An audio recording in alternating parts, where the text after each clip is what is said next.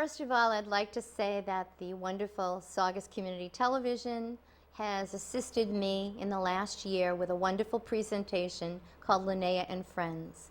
We are now officially a year old, so this week is our birthday anniversary. So again, I want to thank SCTV for helping me get my message out there, and to thank the viewing audience for tuning in to be educated, enlightened, and entertained. And today I'm kind of going solo. I have had the whole year to bring in different clients to tell you about different experiences that they've had with my gift. And today I'm going to give you a little bit of a background with the dogma that has been given to me through my parents and my grandparents, the gift of faith. Okay? First of all, you know, I am Christian, I do follow Christ, and I do believe that my gift does come from Him, and I'm going to be doing some programming on that particular aspect of Christianity, some things to do with the Christian faith, and one of them is a very beautiful aspect, and it's called sainthood, all right? And I did want to mention that the first saints were martyrs, and they generally became saints immediately because they died for the belief of their faith system. However, as time progressed in the year 1234, Pope Gregory decided to have a little bit of a criterion for people considered for sainthood. And they tightened up the reasons for becoming a saint, which is usually someone who's very, very holy in their life. And in the year of 1588, Pope Sixtus decided to begin something called the Congregation for Causes of Saints. And what that initiated was a definite procedure to promote someone to have a sainthood around them. And the first step is beatification, which comes from the Latin word meaning blessed. And what happens is someone who's had a very holy life will be promoted to that level through the Vatican, and they wait to see if there are any kind of miracles attributed to that particular person. And the miracle aspect of this is the ability to have the saint intercede for someone's prayer petition. And sometimes it has to do with medical issues, sometimes it has to do with other things, but the thing is that until there have been 3 miracles that can be proven to be bona fide miracles, which means no human could have done it, the case was irreparable, and the cure was complete and permanent, that is when the person is then given the canonization process, which means they have become a full-fledged saint. There is a basilica in Washington, D.C., and it's the National Shrine, and it has all of the American saints portrayed throughout the church. You can visit there and you can see the different saints that were initiated in the United States. Among them are St. Francis Cabrini, St. Elizabeth Satan, John Newman, and my favorite one of all is the one that I'm going to speak to you today about, St. Catherine Drexel. St. Catherine Drexel was the heiress to the Drexel Foundation in Pennsylvania, and she was given many, many privileges in her young life. And at the age of 37, she decided to enter a convent, and she then became the mother superior of an order that she initiated called the Sisters of the Blessed Sacrament out of Pennsylvania. What happened with St. Catherine was she was unfulfilled in her life, and she traveled extensively, and she happened to go to our country, the Northwest area, and she saw that the American Indians really did not have a fair shake in the gist of things. In 1888, when she became the Mother Superior of the order that she initiated, she took all of her inheritance, which I believe totaled $20 million, and she dedicated it to the situation of charitable endeavors for American Indians and also for black people.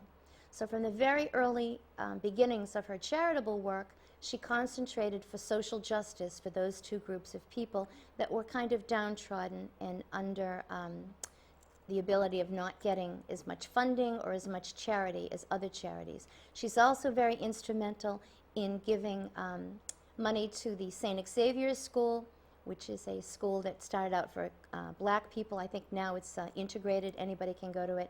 And she was very instrumental with the American Bureau of American Indians. She gave quite a bit of money to that charity. Her ability to become a saint happened in, I believe, 2000. She was beatified in 1998 as someone who lived a very virtuous and holy life. And in 2000, her miracles were proven and substantiated. And her miracles involved children that were deaf. And what had happened was there were 3 families in the United States who had heard of St. Catherine, and they decided to petition her to intercede for the hearing of their children. These children were not known to each other. They were different families. They were strange to each other.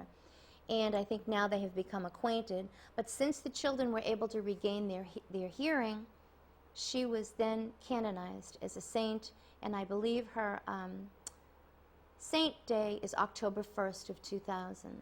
Catherine Drexel lives on in the Catholic Church as someone who was, very devoted to downtrodden and causes that needed her attention. I have a personal relationship with St. Catherine, and I am keeping a promise to her that I had made to her actually in October of 2000. Right after her canonization, I had heard about her, and my mother was quite ill. And anyone who knows me does know that Catherine Drexel is on my website. It's on one of the pages. And when I heard of St. Catherine, I decided to petition her and to see if she could answer my petition. And I did petition her to give my mother back to me. My mother was in a coma, and it seemed that all hope was lost. And actually, during the last rites that my mother received, I called out to her and I asked her to open her eyes, move her hands, move her feet. And the doctors were cautiously optimistic, but they said, you know what, it doesn't seem that there will be a happy outcome to this. I considered my faith, and I held it close to me, and actually my mother woke up the next morning, and I had my mother for 5 more years. In that respect, my petition was granted, and I know that not all petitions are granted, but this one was. And I promised St. Catherine at my mother's bedside the night before she woke up, I said, if you can give her back to me, I will walk the earth, and I will tell people about you, St. Catherine, and I will do the mediumship the way it was intended, with a very spiritual composition, which is the way mediumship should be done. And since my mother did recover for that 5-year period, I have kept my promise to St. Catherine. I will be offering a course. The details will be announced in the fall. I'm going to be teaching a course on miracles and a little bit more considering these saints, because there are many, many saints out there, and I will try to mention some of them as time goes on.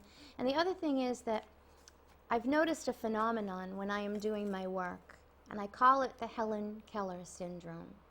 And I think you're all familiar with the miracle worker, particularly the scene where Anne Macy Sullivan has Helen's hands under the water pump. And you see that Anne's trying to communicate with Helen that there is, this outside world that they want her to be a part of. And all of a sudden, you see Helen's face as she realizes that the word they are spelling to her is water. And Anne Macy Sullivan starts to scream for Helen's parents, and she's screaming, she knows, she knows. Pump.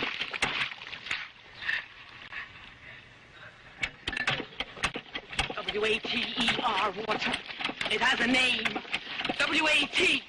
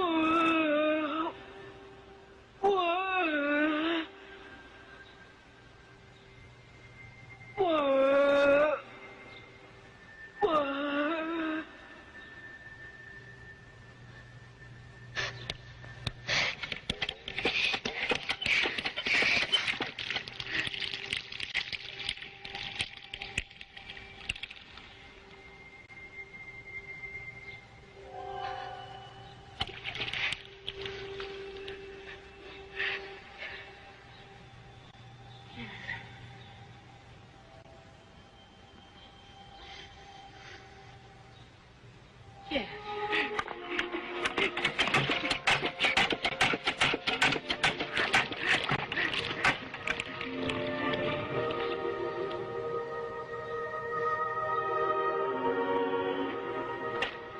Yes.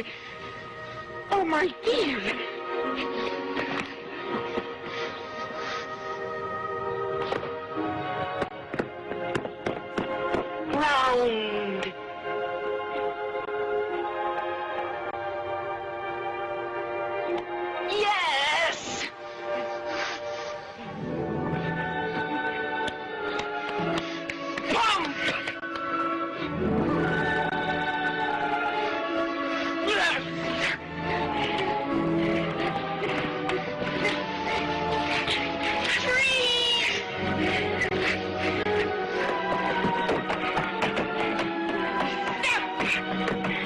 You kill her!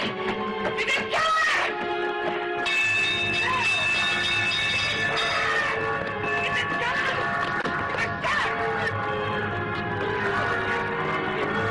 Mother! Papa! She knows!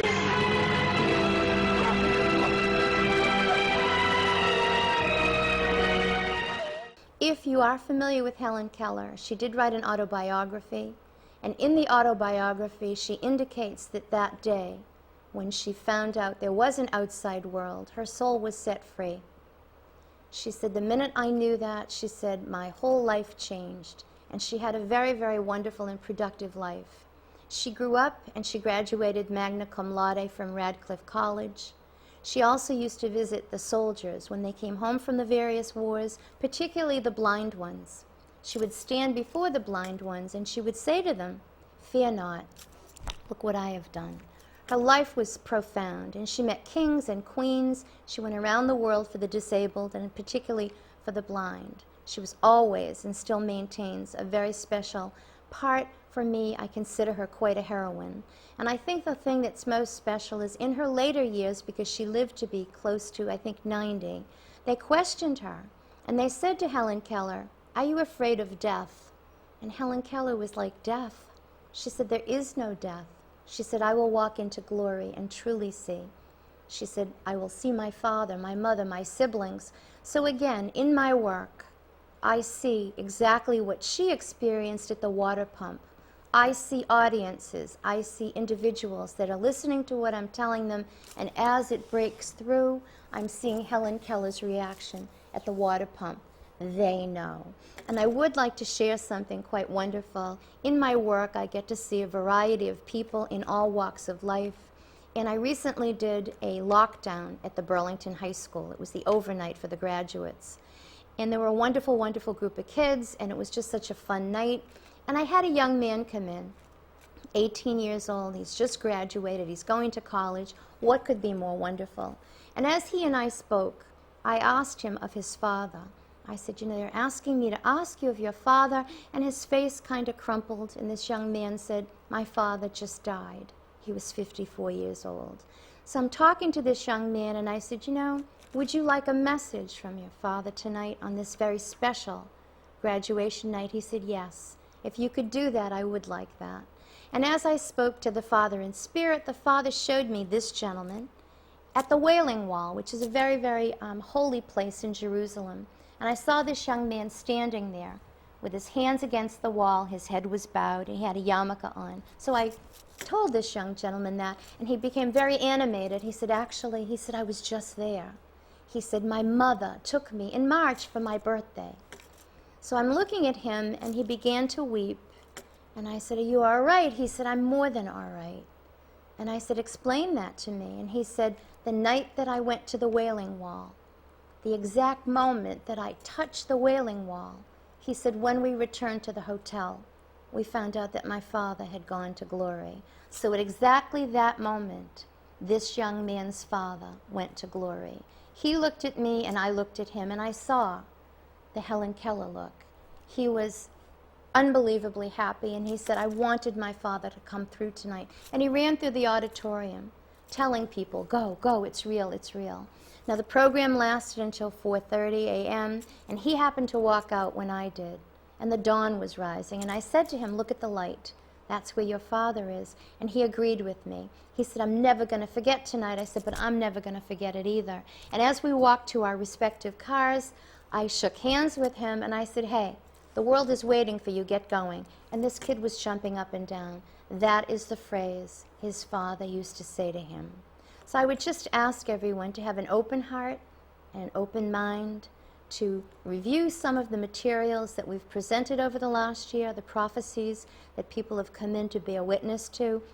And it is said in the Bible, it's called Capture the Rapture, that if someone who has this gift and it's genuine can tell you something and it's true, or to give you a prophecy and it comes true, then you know that it comes from the divine realm. So again, it's been a wonderful year. I look forward to another wonderful year of bringing information to the audience to educate, enlighten, and entertain you. And again, Catherine Drexel, St. Catherine, kept her promise to me and I'm keeping my promise completely and totally to her. And thank you.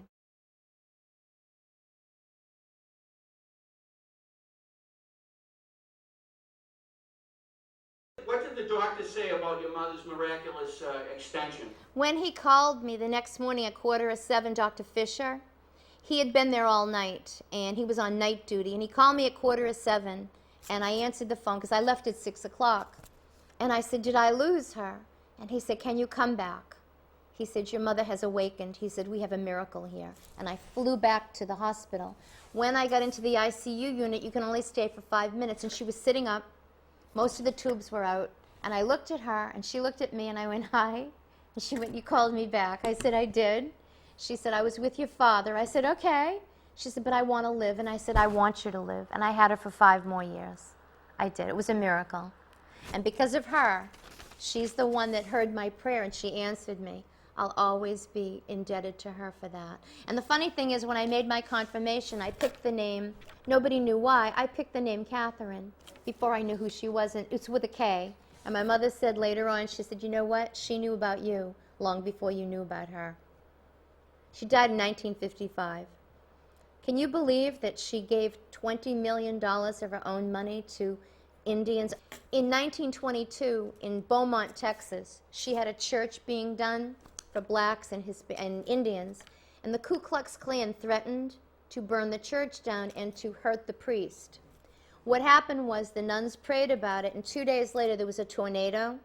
The tornado went through Beaumont, Texas. The only building that was decimated was the Ku Klux Klan, and 2 of the Klan members died, and they never bothered Catherine Drexel again.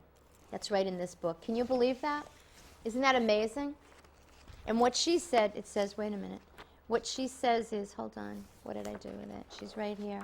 It's right here. You know, and I looked that up. It says, in 1922, the Ku Klux Klan said they would tar and feather the pastor of one of Catherine Drexel's schools and bomb the church. The nuns prayed for 2 days, and a tornado hit Beaumont and destroyed the Klan's headquarters. 2 Klansmen died in the storm, and the Klan never bothered her again. Hand of God is stronger than the hand of man. When you do good, the good comes back to you. When you do karmic things that are suspect, the karmic debt comes back the same way. So you always, the law of attraction, you're always supposed to give out good because you get back good. And, you know, a lot of people don't understand why I do all the charity work that I do, because a lot of places, either it's for the charity or they get half of it. The thing is that I never have to worry about my next event. I'm booking for November. So when you give out, where my parents, I'm sure your parents did too, my parents were very charitable, it's like a second coming. I have no hesitation to give out because I know it will come back to me tenfold. So many people don't realize that. The law of cause and effect. Isn't it amazing? Somehow just growing up, and I know that my father particularly would hire men that didn't have jobs. He would take immigrants from other countries because his family were immigrants, and he would hire men that were unskilled, and if you showed up for work and if you did your work, you had a job with him for life. In fact, when he passed away, we had every nationality show up at his wake because he had kept them employed when nobody else would. In fact, when my brother was wanting a summer job, he went to my father, and my father said, I can't give you a job.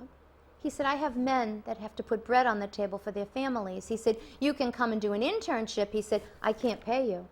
And my brother was furious, but I could see my father's logic. How could you bump a man with 3 children to give your high school son going into college a summer job? My father wouldn't do it.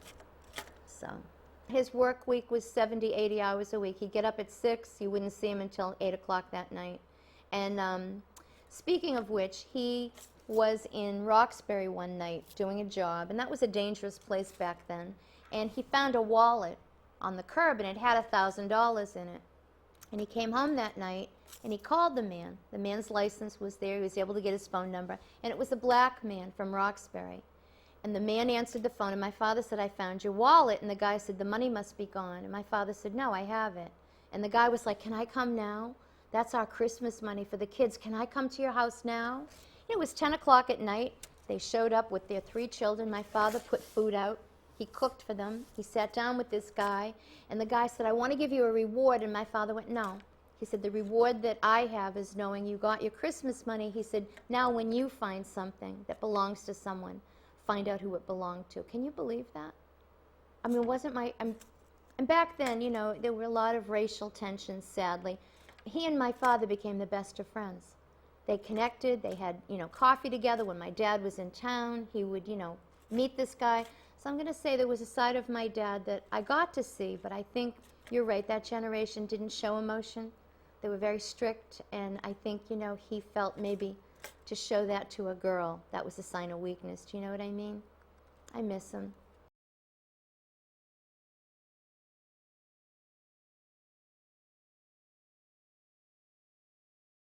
And I did want to mention some sacred sites, and in the next few months I will be mentioning them in greater detail. I would like to mention Our Lady of Fatima.